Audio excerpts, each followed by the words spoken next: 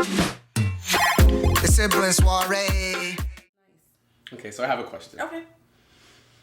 What was like your first introduction into like wine, champagne, like this world? Because like we obviously, you know, we were both well traveled. We enjoy wine. You know, we understand grapes and that thing. But what was like your first introduction? How did you get into all this?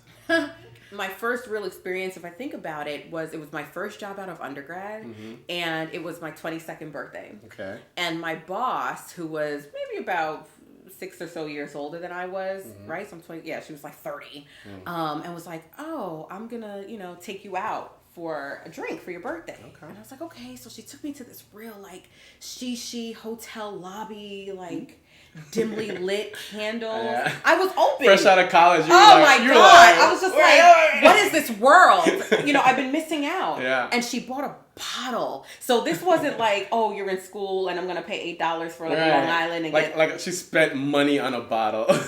We're going to drink the whole thing. That was my thought. Like, we're going to drink it, and we did. Yeah. And needless to say, I took the Long Island Railroad home, and Daddy came to pick me up from the train station. He's like, "So is this what you're doing? Go ahead. Is this what you're doing? You're gonna go and just be drunk like a drunkard." Got it.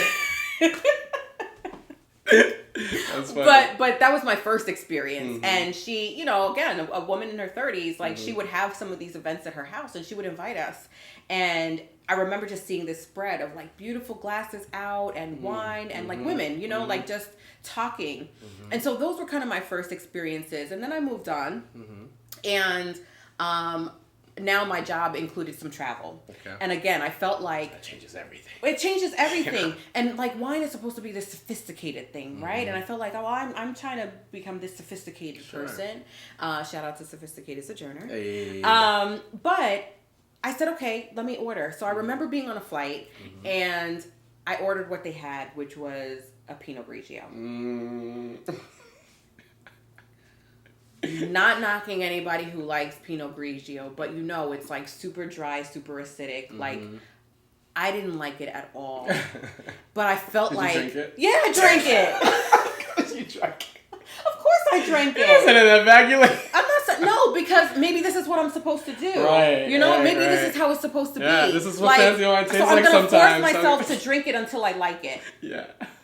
I drank it. I didn't like it. Oh, no. I didn't like drink it. Drink what you like, y'all. Don't force yourself to drink bottles you don't like. It's not pleasant. I didn't like it at all. And so I said, maybe I need to start with things that are sweeter. Okay. And I had a really good friend who, essentially was into wines. We were about the same age, but she was studying them. And so she was like, maybe you should start off with a Riesling or a Gewürztraminer. And so I did. And I said, oh, this is nice. Couple that with, again, another boss. If I think about it, it was my bosses, really. It's interesting if you think about people in leadership and their influence. Yeah. So we would go out for these like elaborate steak dinners, and they would order bottles of red wine. And it was like, I'm not ordering a cocktail on the side. No. You know what I mean? Like my vodka and orange. Yeah, no, we're not drinking screwdrivers here, And so I would drink it because they were drinking it, and I grew to like it. I grew to appreciate it. Refine your palate real quick. Absolutely. And so, I think that's kind of where my journey came from. Wow. What about you? That's a good journey. It's not bad. That's not bad at all. That's funny. So mine's probably very different. Okay. But it overlaps with yours in some ways. Okay. So my first experiences, my first memories of drinking wine, really, I was a teenager living in Ghana. And, some days we would like ditch and go to the beach. What? Don't tell mom and dad. we would sneak off to the beach and hang out, and a friend would bring like a box of wine because it was the beach and it was easy to get. We were young, right? But there are good boxed wines. No, I'm not knocking them. Okay. I'm just saying that we didn't know what was good or bad. Right. We were young. Right. It was cheap and it was accessible. Okay. Right.